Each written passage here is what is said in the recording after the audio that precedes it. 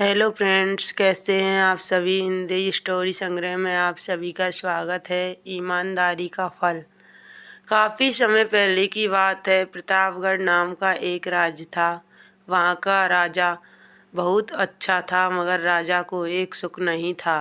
वह यह कि उसके कोई भी संतान नहीं थी और वह चाहता था कि अब वह राज्य के अंदर किसी योग्य बच्चे को गोद ले ताकि वह उसका उत्तराधिकारी बन सके और आगे की बागडोर को सुचारू रूप से चला सके। और इसी को देखते हुए राजा ने राज्य में घोषणा करवा दी कि सभी बच्चे राजमहल में एकत्रित हो जाएं। ऐसा ही हुआ। राजा ने सभी बच्चों को पौधे लगाने के लिए भिन्न भिन्न प्रकार के बीज दिए और कहा कि अब हम 6 महीने बाद मिलेंगे और देखेंगे कि किसका पौधा सबसे अच्छा होगा। महीना बीत जाने के बाद भी एक बच्चा ऐसा था जिसके गमले में वह बीज अभी तक नहीं फूटा था, लेकिन वह रोज़ उसकी देखभाल करता था और रोज़ पौधे को पानी देता था। तभी उसकी माँ ने कहा कि बेटा धैर्य रखो, कुछ बीजों को फलने में ज़्यादा समय लगता है। और वह पौधे को सींचता रहा। 6 महीने हो गए।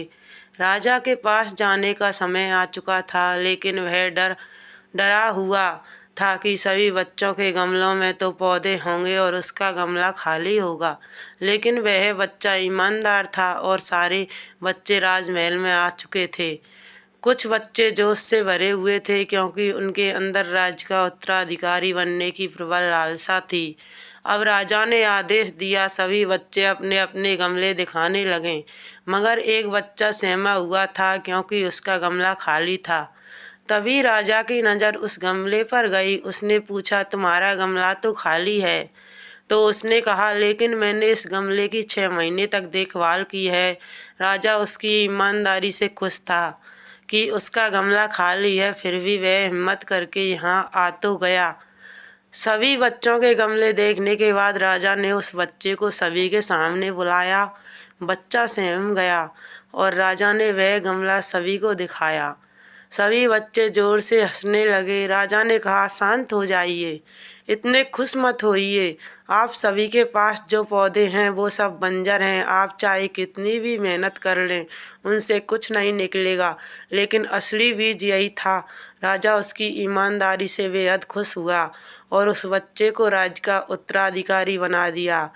तो दोस्तों, ईमानदारी का फल हमेशा मीठा होता है। और अगर आपको कहानी अच्छी लगी हो तो कहानी को लाइक करें, शेयर करें और